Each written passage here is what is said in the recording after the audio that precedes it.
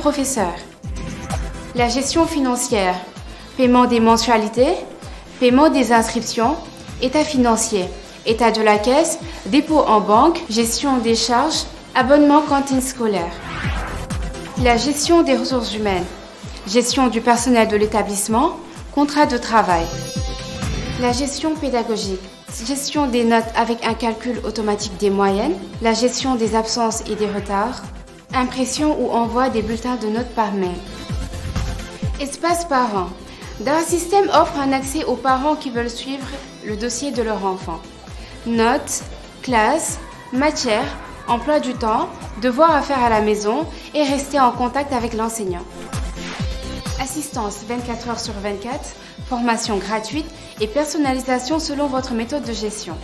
Dara System, un autre regard sur votre établissement scolaire, une solution économique et rentable. Nous contacter, c'est facile.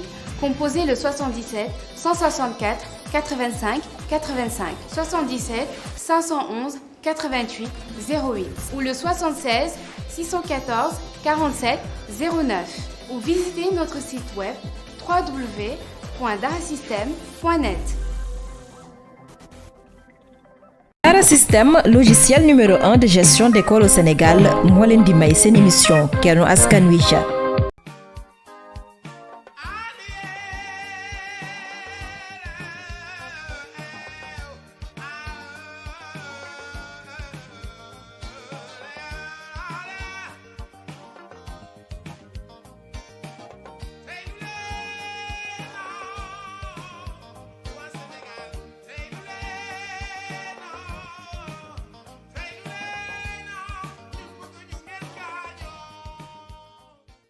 Spectateur yu ITV di leen dalal jàmm seen émission Kennu Askan Wi ñu am mbégte dellu si fii naka noonu tey si àllarba gi ñu am mbégte dalal El Hadj Momar Samb El Hadj Momar Samb suñ ko waxee suñu xel dem si parti bi di TAS waaye moom El Hadj Momar Samb moom mooy président tamit de la commission jeunesse éducation formation travail emploi conseil économique social et environnemental comme ni ngeen ko xamee conseil économique social et environnemental actualité la ginnaaw ba njiitu réew mi tabbee Idrissa Seck mu jiite boobule kuréel El Hadj Momar Samb lay dalal jàmm ci plateau Kennu Askan Wi fii si ITV.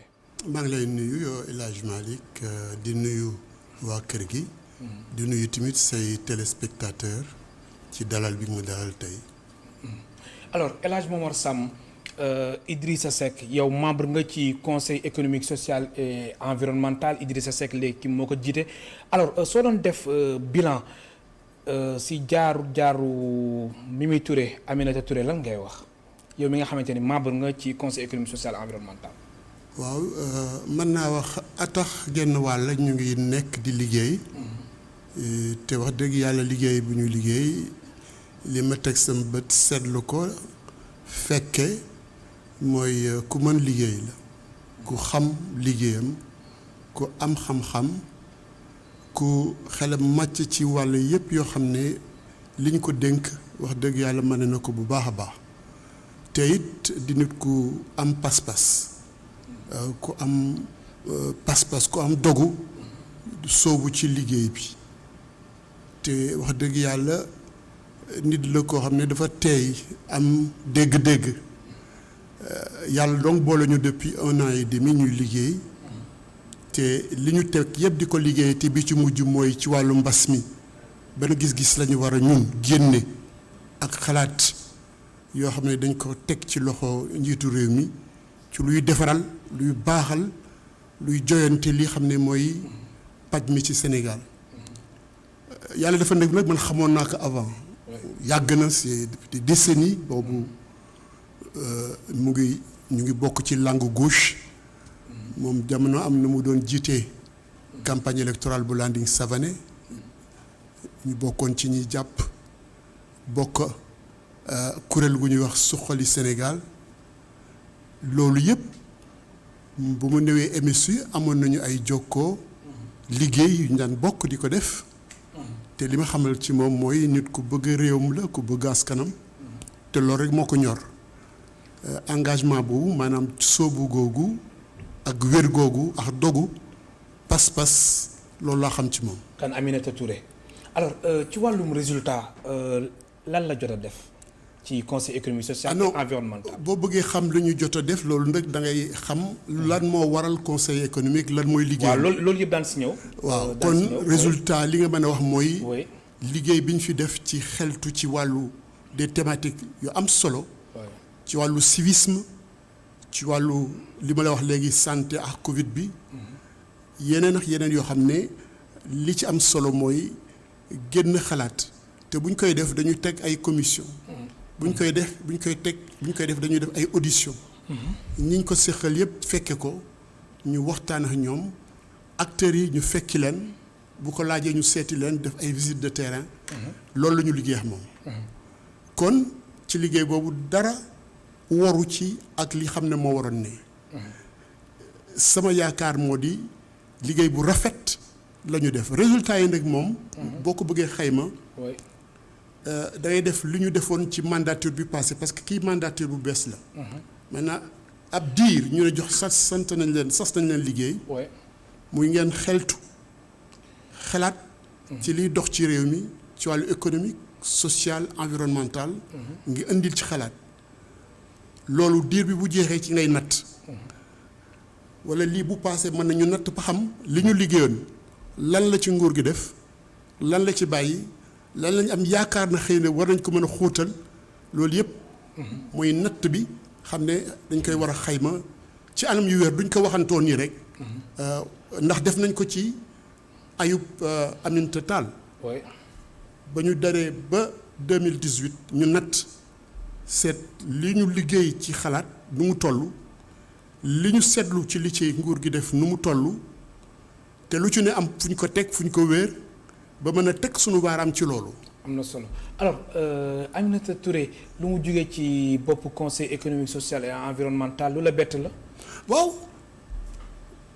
xaaroo ko woon. xaaruma ko woon. tout à fait. xaaruma ko woon. dafa nekk lu la bett. ñëpp la bett ndax. oui. mandature la ñu teg président lu ñuy fas yéene. xalaat mooy liggéey ak moom. te bu liggéey bu fekkee ne dafa jaar yoon wér. ni ñu ko bëggee te moom dafa amul woon caaxaan ci liggéey. diir bi ñu may ci diir boobu la ñuy yem. kan moom rapport droit bu ñu ko waree pare bés sàngam saa sàngam diir sàngam ngeen am. bu jotee da koy laaj. kan moom waaw. kon alors lu waral nag ci sa gis-gis Macky Sall jëlee ko fa. mais loolu Macky Sall rek ngeen koy mën a laaj. Macky Sall. ndax kii yilif kër gi. yow sa kilifteefu kër bu la fiy jëlee wala bu jëlee fa keneen duñ la ko laaj yow. moom lañ koy laaj. li wàllum gestion woom nag. li ma la wax amul leen luñ si mën a nattable ndax gis nañ sax démb ginnaaw ba li yéene kaay bii di Libération ñëwaat. xam nga li gën a bon ci réew mi nag mooy loolu. mooy du tuumaal nit. te tegoo ko fenn. kon amul. déet bul yëgsi ci loolu. yow journaliste nga gëstul. ndax teg nga ci baaraam wala déet.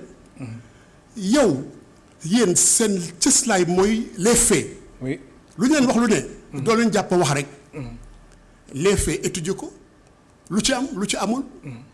te dama yaakaar ne dafa am kuréel yoo xam ne ñooy contrôler ci réew mi. oui moom sax cité na ko. si waaw non dama leen laaj rek am na kuréel yuy contrôler. kon ku ñu dénk gestion wax dëgg yàlla. ñooñu ñooy dem ba ne gis nañ dara wala teg nañ seen baaram ci dara yéen ak journalistes yi seen mën seen liggéey seen xam-xam seen xarañ loolu la war a indi. mooy lii waa ji wax. donte sunu naataangool lan moo ci wér. na leen ko wax lan la teg baaraam. ban dooñu suukar moo fa jógee. kon El Hadj Momar Samb su ma la déggee bu baax gestion wu Mimi Touré amul lenn lu ñu si. li ma la wax lu leer la. oui. même gestion bu fekkee da nga bëgg a dem ci yeneen gestion comptable matière. wala lii wala loolu. du man maa ci teg sama bët seetlu ko wala xayma ko dafa am ay organes nañ dem ci organes yooyu ñu seet. xam nga réew mi lan moo ko yàq. oui mooy wax ju bari wax ju tegul fenn tuumaal nit xotti war ma. te loolu dañu sax réewu jullit la mais jullit du ko def. mais nag gor sax du ko def ak moroomu goram. nit day yéene nit njortal ko lu baax yéene ko lu baax. da nga jàpp ne loolu dafa bari ci réew mi jamono. mais loolu moo mara day taal yi. moo ëpp. mara day taal yi dañu nekk ci jamono buzz ak tës. nekkuñu ci jamono seet dëgg ak lu wér. dañu nekk ci jamono fu mën a toj rek ñu ne toj na. fu mën a jaxasoo ñu ne jaxasoo na. du ñu seet sax lu baax lu bon rek la ñu seet. maanaam daal su ma la déggee day mel ne comme jamono jii Sénégal yi di wax fu am ñoo xam dañu bëgg kaa. mais loolu moo am. kaa yow xam ngeen ci dara. yéen yeneen a ci métier bi. kan moo fiy def enquête documentée ban journal reportage documenté dem sur le terrain vérifié. mais ñu ngi koy def. ma ne kan moo koy def. mais ñu ngi koy def même fii ñu ngi koy def. très bien loolu nag mooy liggéey bi. kon bu ñu leen waxee dara ci Aminata Touré wala Momar Samb. oui. da ngeen di dem fa ñu mën a amee information yoo xam ne yu wér la. mais loolu ñu ngi koy def. très bien def leen ko. kon boo leen ko defee sax dootu leen soxla laaj ma man. ndax man du ma kuréelu contrôle gestion. comptabilité wala leneen. man dama bokk ci kuréel gi xam ne conseil économique dañ fay liggéey. li ñu séq yëpp dama la wax nit ki ñu ko séqal du ku ma xam tey ku ma xam démb la. oui yàgg ngeen. ci wér. ci dogu ci bëgg réew bëgg Afrique te jaar-jaaram lu bari wane na ko. kon kooku bu ñëwee di ma waaw dem na lu te dañ ko mais. oui loolu li ma bëgg rek mooy. ñu delloo si suñu xel ci. lii war a ne suñu diggante ñun doomu Sénégal. oui. ndax koo wax lu ne xëy na sa bopp ngay wax. bàyyi nga sa kër sa soxna. wala mu nga am fu muy liggéeyee xëy na dina am lu ñu ko mën a tuumaal sa mbokk say waajur ku nekk na xam loolu. nga dindi mu am Mimi Touré nga teg fa sa sœur wala nga teg fa sa yaay. am na solo.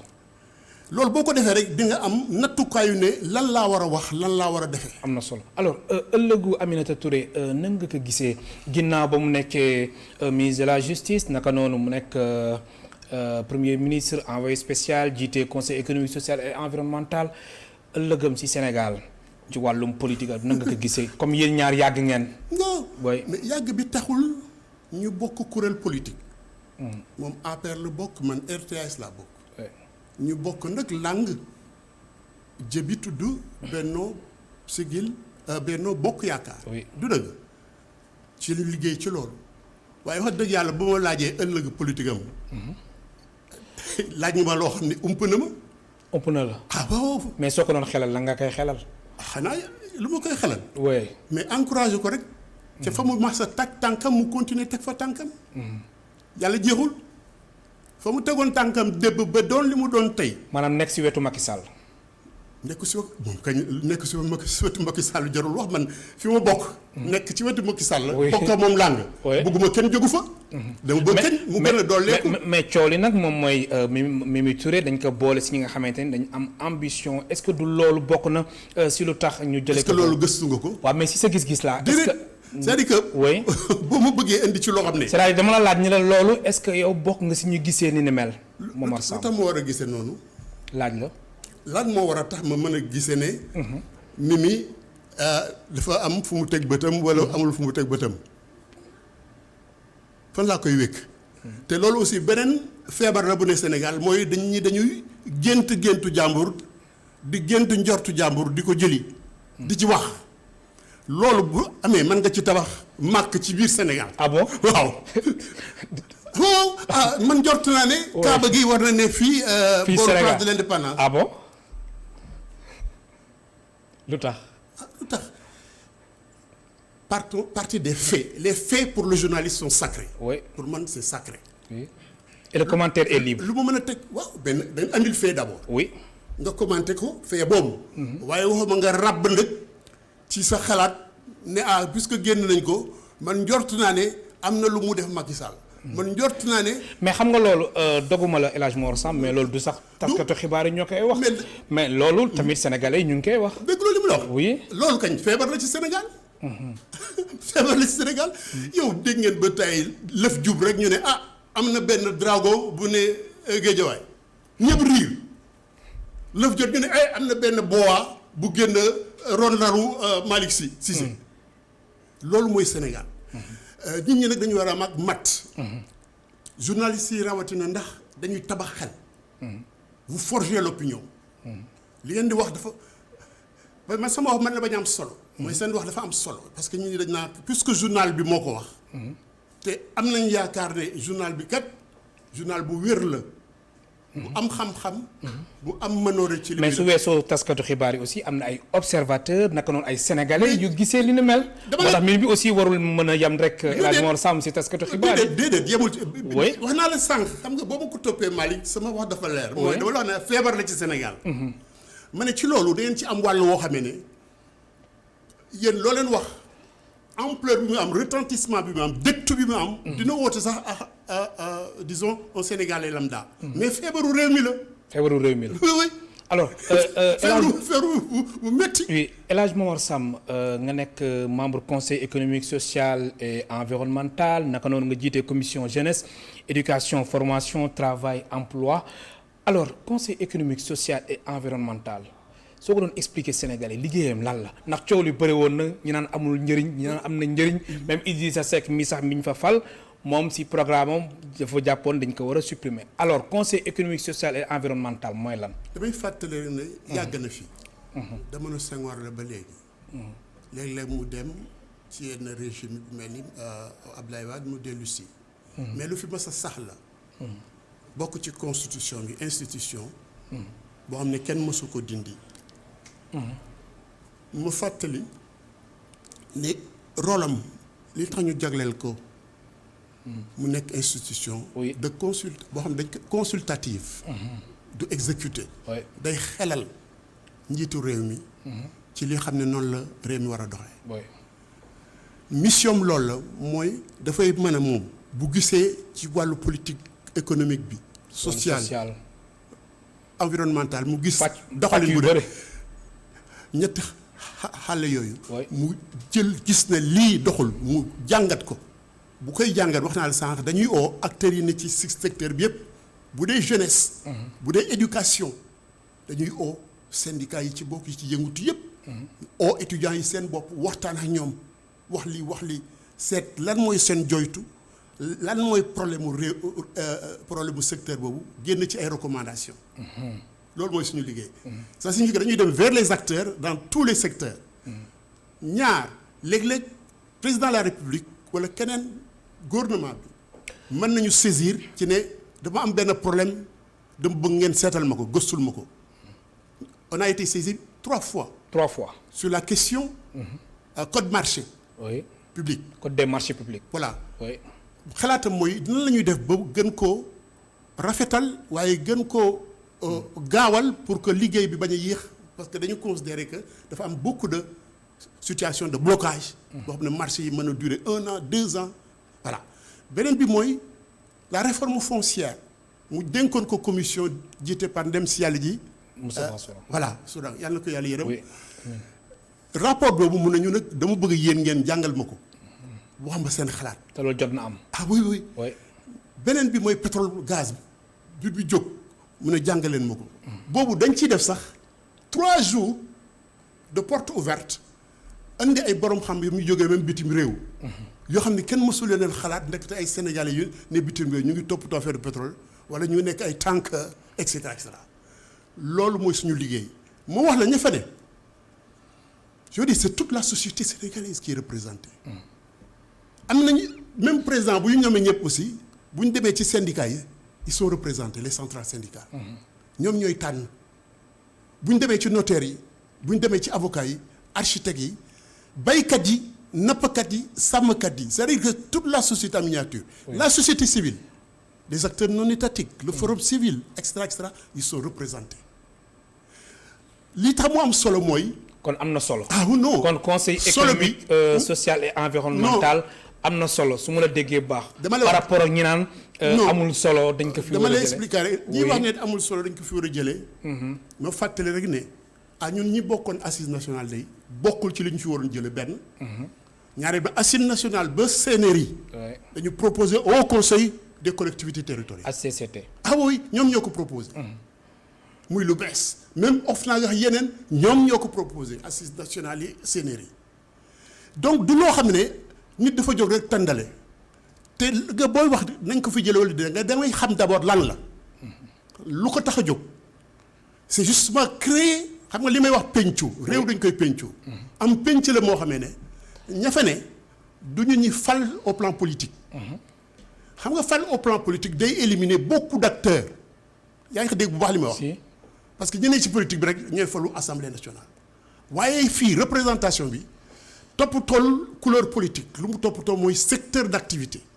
baykat yi nappkat yi sàmmkat yi ak ñi liggéey ci notariat ñi liggéey ci avocat. secteur libéral le patronat. les syndicats les centrales syndicales des travailleurs. ñoom ñëpp ak jigéen ñoo xam ne dañu yor mbootaayu jigéen yu bay des milliers des dizaines de milliers de femmes paysannes. Oui. mais loolu c'est une richesse incommensurable dañu fay am ñoo xam ne jànguñu tubaab. mais seen xam-xam ci lu ñuy def ku jël soxna Aya Ndiaye ba nekkee dugg. moom mooy def transformation foño. elle a une envergure internationale jàngul tubaab ba yegg fi mu war a yegg. ak ñeneen mën naa leen lim nga jël tinendooy bi yor jigéen nga jël Lindor Mbaye. dafay des femmes ak des éleveurs ku mel ni Ismaïla Sow ak ñeneen waa CNCR cette organisation fautière. association des personnes habitées par un handicap. c'est pour vous dire. oui. que d'abord dañu xam loolu. xam nañ ñooñu noonu ñu leen rek. ci yaama neex mais seeni organisation ñoo leen tànn ñu ñëw foofu. mais alors membre dogguma la membre conseil économique social et environnemental seen session yi ngeen def est-ce que membre yi dinañ ñëw ñoom ñëpp fees fa del ndax dañ gis assemblée nationale des fois yenn session yi absent yi dafay bëri alors foofu nan la fa mbir mi tëddee. wax dëgg yàlla. moo la waxalee dëgg rek. mooy nous avons toujours le quorum au-delà du quorum. toujours le quorum au-delà du quorum. c'est pour te dire que y a une xam nga man li ma seetlu mooy même des hommes religieux oustaz Sall mu nga fa. oustaz Aliou Sall oui ak ñeneen li ma seetlu mooy ñi fa indi am nañu pas-pas ci lu ñuy def loo xam ne dafa mel ni ku ne tu te sens investi d'une mission. te loolu boo ko seet loolu lu war a nekk la xam nga lu tax. foofu la ñu am espace pour wax la ñuy dund ca suuf la baykat yi bay dund la jigéen bay dund la notaire bay dund la avocat bi dund oustaz bi la muy dund parce que ñooñu ñëpp dañu yor daara la ñuy dund dafay pour ñoom occasion la boo xam ne ñu ñëw porter ces problèmes là bu ñuy def éducation par exemple. oui. bu ñuy def benn thématique sur l'éducation. mais ñoom ñëpp ils sont là. waa ji yor daara day wax daara ji. problème yi ak exclusion bi ak li ñu war a def. ba rétablir ñu bokk ci système d'éducation de manière globale. après da ngeen yooyu yëpp da ngeen def seen recommandation. ah oui mais est-ce que après recommandation yi dina am benn impact dina am. moom laa la doon wax sànq dama la wax ne bu ñu nattee. li ñu liggéey par mandature ñu seet. ci mandature bi recommandation yi ñu def. lan la ci nguur gi liggéey. parce que bu fekkee ne du ci jël dara mooy ñun amuñu njariñ. oui c'est clair. wala déet. même buñ ko nangoo ñu nakk ko nangoo amul njariñ. njariñ li mooy lii ñuy santaane mu am luñ ci soppi sempi di ko ci def. te loolu jot na te loolu am na. bañ ko nattee te dañ ko xayma ci ñaari anam ba ñett li ñu def nii. lan la addoo ci conseil des ministres. nan la addoo ci résolution wala politique bu ñu doxal. oui nan la addoo ci li ñu jëfee. ma jox la benn exemple rek. oui bi ñuy étudier la question de la jeunesse et de l'emploi. oui bi may jiite. def nañu ay recommandations yoo xam ne laata sax rapport bi yegg recommandation bi yegg na ba président de la République jël dogal. li amoon NPJ. oui ay nu ñu koy waxti ANPEJ ay yooyu yëpp ñu boole ko bu doon benn kuréel. mais wàllum emploi boobu ngay wax sax ak wàllum liggéey yow nga xamante ni El Hadj Momar Samb yow yaa jiite boobule commission jamono ji gis nañ immigration clandestine bi mu takkarnaase si réew mi am na sax benn ONG bu jàpp ni 480 morts moo am si semaine muy ONG Alam Fon alors loolu yow mi jiite commission boobule jàppoo ni mbirum xëy ak emploi dafa sooxe si réew mi. kañ. bu baax. loolu kañ soxlawul wax. waaw léegi lan moo si saafara. waaw loolu mooy wax bi. oui saafara bi lan la. d'abord da ngay jàpp ne immigration. du loolu rek moo ko waral. nga booy faj immigration ut emploi kese da ngay lajj. waaw. da ngay considérer beaucoup de facteurs. facteurs yi nee nañu ab manque d'emploi am na ñeneen ñoo xam ne dañu am emploi bàyyi ko fi dem. am ñeneen ñoo xam ne dañu am seen projet di ci liggéey bàyyi ko fi dem. man amoon naa benn collègue professeur. au lycée John Fitzgerald Kennedy. oui mu bàyyi ko fi dem. xam nga lu ko waral loolu yàgg na. non c'est pour te dire. oui. immigration du tey. oui. mais dafa jolli jamono ji. li tax mu jolli nag mën nañ ko natt ci ne ñàkkul ne situation bi xam ne moom la Covid bi indi nërmeel na bërëbu liggéeykaay yu bari. sooxal na yëngu-yëngu comme yu bari. andi na peut-être njàqare bu dolleeku ci li amoon.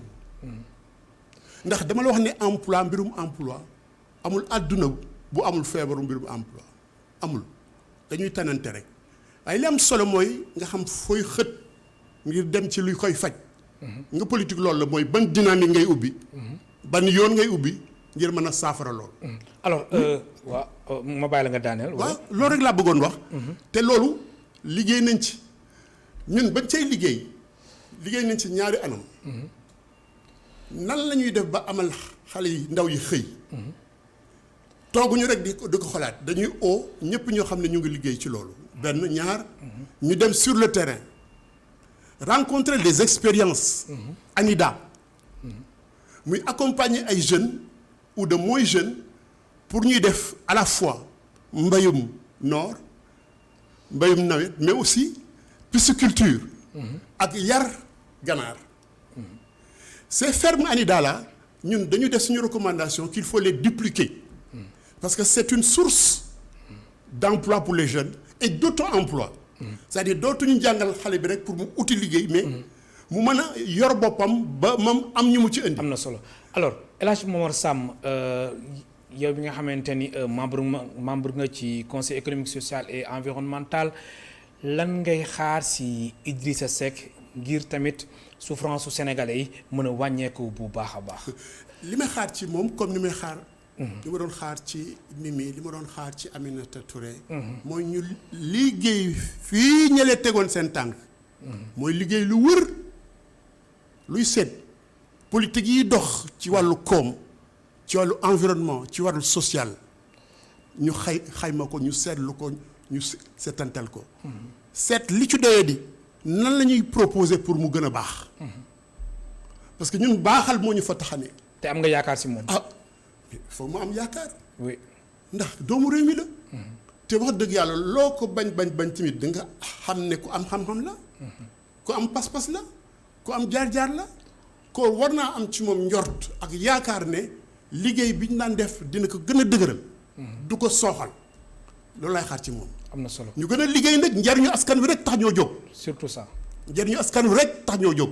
luy baaxal luy wéral luy rafetal luy niteel. nitu Sénégal. am na solo ba fàttali suñu mbokk téléspectateurs yi ñuy dalal tey El Hadj Momar Samb jiite commission jeunesse éducation formation travail ak emploi ci conseil économique social et environnemental mën ngeen participer ci émission bi soo leen wootee ci 88 628 74 74 am na suñu auditeur bu nekk ci ligne bi suñu téléspectateur plutôt allo. allo bonsoir. alhamdulilah bismillah. ça va bon maa ngi nuyu kii suñu papa El Hadj Momar moom vraiment kenn du werante ni am na xam-xam quoi franchement am na xam-xam boo dee quoi. fan nga ñu woowee te bëggoon wax rek c'est-à-dire l'immigré maa ngi woote depuis Italie quoi. Italie bismillah. waaw parce que moom li muy waxee nii c'est-à-dire que suñu wax immigration bi dérange mooy immigration clandestine bi quoi. waaw parce que immigration boobu dafa grave parce que ici day dafa bëri xam nga dañu war a toog nag ñoom ñu xool nan lañ koy résoudre moom wax na ko léegi Sénégal seen problème mooy transformation mais maintenant soo xoolee ci résultats yi ce qu'ils ont fait mais ça reste beaucoup à faire beaucoup parce que soo xoolee jeunes yi ñuy génnee léegi ci dëkk bi vraiment ñu xam ni vraiment y a un problème quoi malgré les chiffres ñu doon ñëw parce que Italie mën naa la expliquer que depuis 2017 que ñu doon ñëw ci gaal yi xaw na wàññeeku quoi on a passé de 120 000 à maintenant ñu ngi say 23 000 30 000 quoi. fan ca Italie. ce qui veut dire que waa Italie waaw. En 2018 ñu doon ñëw ci clandestin ñu doon ñëw ci gaal yi. C'était en 2017 c'était à 120 000. mais maintenant ñu ngi ci ay 30 000. xam nga te loolu lu ko waral rek mooy ni ñuy traité gars yi Libye bon affaire yooyu quoi parce que Libye bi gis nañ fa esclavage bi gis nañ fa lu nekk daal mais ñoom lu ñu war a def mooy ñu xool li ñuy tenir jeunes yi. foofu ñuy liggéey soo xoolee ci pêche bi am na problème xam nga soo xoolee transformation bi ñuy wax parce que tey benn am na yoo xam dafa c'est facile nga jox jeunes yi liggéey ah. il suffit que ñu ne tous les boissons yoo xam exemple boissons yëpp yi ñëw Sénégal dañ ko arrêté. Maintenant, on transforme nos fruits en boissons. Ça donne des emplois. Là, on règle les problèmes des jeunes. Mais au Sénégal, il y a un problème de transformation. Là. Oui. Si un produit c'est un produit qui est favorisé, de transformer, de consommer, de liguer. Mais au Sénégal, on a une industrie de transformation. On est un pays de consommation. Et du vraiment, vraiment, de suivre quoi, mais parfois, si vous avez des casquettes politique bi il est plus pertinent quoi sama papa la sama lépp la mais di ko jaajëfal. jërëjëf di la gërëm bu baax di la sant nga nuyu ñu waa Italie El Hadj Mor Samb. waaw mais man gisuma casquette politique bi ma dindi ko wala ma ñàkk ko takk. Je suis un homme politique. oui. man sama engagement ci politique du tey. yàgg na woy. waaw te ba ñuy xeex boobu liberté yi ngeen am démocratie yéen vous êtes très gâtés. ah bon ah oui boobu amul woon ah non boobu amul woon dañ daan xeex dans la clandestinité. ñi daan def loolu suñuy mag suñuy bàyyi. am na lu ñu gëmoon. gëm sa réew joxe sa bopp mu jaral la sa liberté mu jaral la sax sa bakkan voilà notre engagement politique malheureusement dafa sey. bu baax a baax ndax transformation yi am à facilité. nit boo amee loolu rek day fàttali ko danaa sax li amoon démb amul. du sax xam. waaye pour dellu si ci li mu wax. oui. mooy lu wér la wax nous avons besoin de beaucoup d'industrialisation de notre économie. loolu mooy la transformation structurelle suñu économie soppi ko ba nga xam ne li fi meññ ñu mën ko soppi. mu indi ñaari njariñ waxuma njariñu consommation bi rek mais njariñu xëy. muy indi. njëriñu li fiy des ci koppar. dootoo jëndati boisson bitim réew. ma fàttali na loolu. c'est une politique nag. ma wax ko moom bi nekk Italie. industrie boo bëggee ma am ci réew. foog courant bi doy. ça c'est la base fondamentale. oui. une grande production et de l'énergie à suffisance. sinon da ngay taxawal machine yi wala la dara du dem. te suñu réew dafa am fu mu jógee. dafa jóge ci ndóol ci wàllu énergie. jóge ci ndóol ci wàllu production mais boo leen seetloo année yi depuis que le régime de Macky Sall est en place Benno Bokk Yaakaar loo leen gis xàll yoon pour autosuffisance alimentaire. autosuffisance en riz. mais en riz bi échec la de. lan mooy échec. autosuffisance en riz 2017 lañ ko waxoon de. xam nga. oui. li du échec du échec xam nga lu tax. ah bon. xam nga boo ne man dama bëgg. fii ak 2017 ñu am autosuffisance. 2017. ñëw am la autosuffisance nga ne échec la dangay seet lan moo defu ko xam nga li ma doon wax sànq nga boo amee njort ak xalaatu baaxal. da ngay seet lu baax nga teg sa baaraam. est-ce que du lii moo tax ki doon woote di wax ni politique bi mooy wax xam nga bul naqari. oui bul yàq waxtaan wi. xam nga waxtaan li gën a neex mooy déglunte. oui. boo ma dégluwul rek yàq nga waxtaan wi. parce que amul solo nga wax ma wax. oui. parce que ki ñuy déglu. bëgg na xam lan laay tontu ci li nga wax. ak waa Italie bi. moo tax man la réponse bi nga joxe est-ce que du loolu moo tax moom mu ni politique bi mooy. doo bàyyi ma daaneel ba pare. waaw bismillah. waaw. fi mu ne dog nga sama buumu xalaat foog ma dellu si ci lu ñu ne woon ci fa ñu jóge. oui ci ndóol ci énergie. xuy kamaj yéen boo leen toll woon jamono ju sax peut-être suñu émission bi du yàgg. ñu yegg si ba foo xamee ne ñëpp mën nañu am sant ne toll nañ foo xam ne wax dëgg yàlla buñ ko yokkee xëy na ñu yegg fi ñu bëgg a yegg. ngay bay ceeb di bay ay centaines de milliers ñëw ba ci 1 million. des centaines de milliers li la des bareetul lu ci des muy gën a dolli gën a ful. am na solo am na keneen ku nekk. xam nga si ligne bi oui. loolu bu amee. dama koy dëggal ne loolu bu ñu ko amee xëy na dina wàññi ñàkk xëy bi bu baax a baax. ma dolli ci leneen dëkk. c'est très important parce que jàng nañ ko. jàngat nañ ko ci si suñu biir conseil économique mooy lan. mooy da ngay jël xale yi war a mën a liggéey 6% ñoo si am qualification. 6%. ñoo ci téeméer boo jël juróom-benn yi waaw. te ñi ci am métier seen qualification ñi ci am dégg génn ak qualification ak diplôme du ñu weesu loolu. te loolu lu muy andi mooy booy tabax ngir am moyen matériel infrastructurel énergie ak yooyu war nga tabax pour am la main d'œuvre qualifiée le capital humain. lu muy andi mooy dans l'éducation tu dois agir war nga def éducation bi ñu soppi éducation bi. ba mu nekk une éducation bu correspondre à les besoins de développement économique. mooy lan la professionnalisation rendre la formation technique professionnelle plus prégnante dans le pays. am na solo te boo demee ba ne. am programme pour tabax ci département bu ne centre de formation technique et professionnelle yow am nga gis-gis ci loolu. am na solo am na keneen ku nekk si ligne bi allo. salaamaaleykum. waaleykum salaam kilifa gi bisimilah fa nga ñu woowee. waaw maa ngi leen di woowee fii ci Kaffrine. bisimilah ñu lay déglu. mais man dafa mel ni émission bi may woowee mooy bi sëñ Samb ne. allo dégguñ la de. waaw ma ne. waaw. waaw maa ngi woowee. allo. allo waaw man maa ngi leen di woowee Kaffrine. baal ñu nga wàññi télé bi. waaw wàññi naa ko. mais def naka coono yi. alhamdulilah. waaw ñu ngi lay am mbégte. di leen sant bu baax yéen i rajo. waaw wàññi nañ ko bu baax. dafa mel dafa am décalage tuuti bu ci. dafa am décalage allo. waaw maa ngi lay dégg waaw. waaw ñu lay dégg. waaw ma ne. waaw. ñu ngi leen sant bu baax. di leen wax ni seen émission bii ngeen def.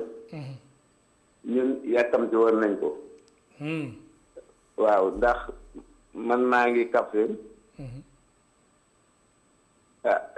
nekk ancien président de la chambre de métiers du Kaffrine.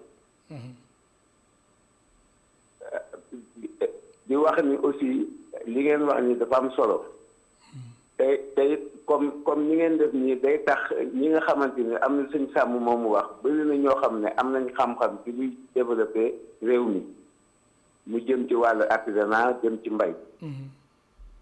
waaw ndax lu tax yàlla bu defee léegi artisan yi dem ba nga xamante ni lépp luy matériel agricole war nañ ko mën a liggéey te ndaw ñu aussi tamit soxla yoo xamante ni dañ ko war a mën a bayee. waaw kon nag bu kuréel gu mel ni taxawee war nañoo mën a am ñoo xamante ni xëy na daan leen invité ñu wax xalaat bi ñu am ci réew mi. xalaat bi mooy. oui. mbay mi jeunes yi soxla nañu mbay mais matériel ci boppam moom lañu amul. ndax àll bi yaatu na te zone centre bi nga xamante ni fa lañ féete mu wàllu Kaffrine Kaolack Fatick ak Diourbel. li ci ëpp ci ndaw ñi ñu nangoo bay lañ. mais amuñu matériel agricole. jërëjëf te it artisan yi nekk foofu. yàlla dogal ne seen xam-xam ak seen xariñate dem na lépp li matériel agricole dañ koy liggéey. am na solo léegi nag ñu amoon xalaat ci matériel agricole boo xam ne dañ koy jox jeunes yi. li nga xamante ni kuréel yi nga xamante ni ñu mel ne ay entreprises ak TER ñoom seen war nañ mën a préfinancer ndaw ñi. merci beaucoup préfinance bi ñu préfinance aussi ndaw ji dañuy xool li nga xamante ni ndaw bi amul ndax. yu bëri am nañu suuf si. jërëjëf allo am nañ doole bi. ma ni message bi jàll na ñu jox El Hadj Mor Sam mu indi si xalaatam ginnaaw ba mu woote moom lu mu wax. ànd nga si matériel beeg yëpp. non loolu wax dëgg yàlla boo seetlu du suivre politique Macky Sall président Macky Sall daf lay wan ne. mécanisation. oui de l'agriculture mu ngi ci bu baax a baax. man li ma ci gën a neex mooy temps yi passé avant muy def tournée économique am ñu wane.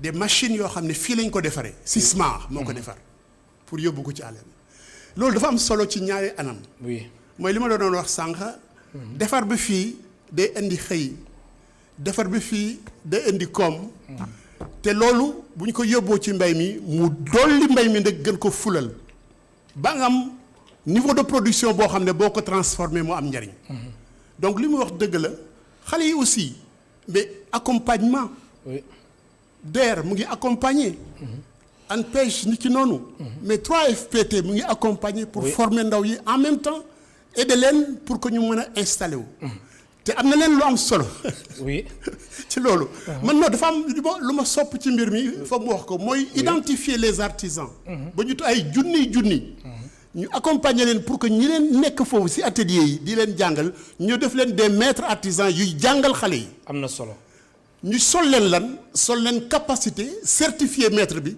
mën a qualifier xale yi am na solo El Hadj Momar Samb ñetti simili moo ñu dese moo tax foog ñu ñëw si ñetti laaj yoo xam ne mënuñ la ko ñàkk laaj benn bi jëm ci wàllum reconfiguration politique bi na nga gisee yow nga xamante ni sa xam-xam dafa màcc ci politique yàgg nga si. li ma gis te lii feeñ mooy. oui la majorité s'est élargie. à d'autres alliés. kon na ko gën a mën may doole. loolu laa gis kon bu boobaa mën nañu wax ne majorité bi gën na dëgëral taxawaayam. gën na yaatal géewam te li ñuy seet ñun liñ siy seet liñ ciy xaar. mooy luy jëriñ askan wi. majorité boo xam ne du jëriñ askan wi soxloo ñu ko. majorité boo xam ne dafay yaatu ngir saafaanoo ak bëgg-bëgg askan wi soxloo ñu ko te am naa yaakaar ne li ñu doxal ci réew mi boobu ba léegi. waay ñin ñi nañu fàttaliku démb. nañu fàttaliku njëgu courant bi démb njëgu gaz bi démb. nañu fàttaliku ñàkku tali yi démb. nañu fàttaliku ni réew mi nañ ko tabaxe woon réewu àll la ak réewu taax. ci réewu taax ngay bës bouton am ndox. bës bouton am courant. loolu ñu koy yóbbu ci àll bi. programme bi ñu taxawal les 5 universels ñu ne nañ fexe ñëpp mën a am ndox. ñëpp jot ci courant. ñëpp jot ci yoon yoo xam ne moo leen di may la ñuy bay. mu mën a lay meññ ca ñoom ñu mën ko yóbbu fañ sa jaba. am na solo alors seen assemblée générale jëm ci wàllum initiative pour l'annulation de la dette africaine yéen a ngi koy waajal la ngeen si xaar. waaw li ñu ciy xaar mooy fexe ba kuréel gi ñu taxawal kuréel goo xam ne ci Sénégal dina am jëmm. buy jëmm nag fépp ci gox yëpp ci région yëpp ci diwaan yëpp. jëmm ba ñu mën a taxaw li ñuy laaj ngir ñu far bor bi xam ne moom la ñu gànn ci ndoddu réewu Afrique yi ñu mën koo dindi. liñ ci xaar muy mobilisation boo xam ne bu ñu demee mën a weccante xalaat ci ban plan d'action la ñuy wéyee. ci ban taxawaay la ñuy am ci nu ñuy doxalee ba mën a jéggi nag Sénégal. dem ci réewu Afrique yi déndu Afrique yépp jëm au plan international ba ñu mën a am une mobilisation boo xam ne bu ñu poussé lii ñu bëgg dañ ko am. ñu jeexalee en 30 secondes élection présidentielle yi am ca Amérique diggante Joe Biden ak Donald Trump mbir mi ba léegi. dafa dese leer de. dese na leer ba léegi. dese na leer de. waaye am na lu mu feeñal. lu mu feeñal mooy lan. mooy Amérique dañuy wax pays de grande démocratie. oui waaye mu ngi ci guta. xam nga lu ñuy wax ne Côte d'Ivoire Guinée et cetera. oui ñoom dégg nga Trump li mu wax. nee na nañu arrêté bu kenn compteeti. ah nee na waa suprémaciste blanc taxaw leen. loolu lan la. xam nga ñun dañu xeeb suñu bopp. mais lu ñu am fii Sénégal amul fu baree bare. jàmm ak diisoo. pencoo bi xam ne mooy xalaatu ñun ñi ba ñu nekk jàmm. nañ ko préserver. ak stabilité politique bi fi am préserver ko. c'est un capital. c'est la prunelle de nos yeux. c'est un capital qu'on doit léguer à nos enfants, à nos petits-enfants. Nous devons être fiers de nous, Sénégalais. Et construire sur cette base-là tabax ci luy wéral sunu démocratie. El Hadj Momar Samb man lay gërëm baax di la sant malheureusement waxtu bi jeex na. man lay gërëm baax di la sant. maa ngi lay gërëm man tamit Malick di am mbégte ñëw fii ak yow. oui xëy na dañu am yeneen jotaay. incha allah jërëjëf di la gërëm baax di la sant El Hadj Momar Samb moo nekkoon suñu gan mooy président de la commission jeunesse éducation formation travail emploi ca conseil économique social et environnemental mbokk téléspectateurs yéen tamit amul seen fay ba suba incha allah ñeenti waxtu. Dara Système logiciel numéro 1 de gestion d'école au Sénégal moo leen doon may seen émission Kenno Askan Wi.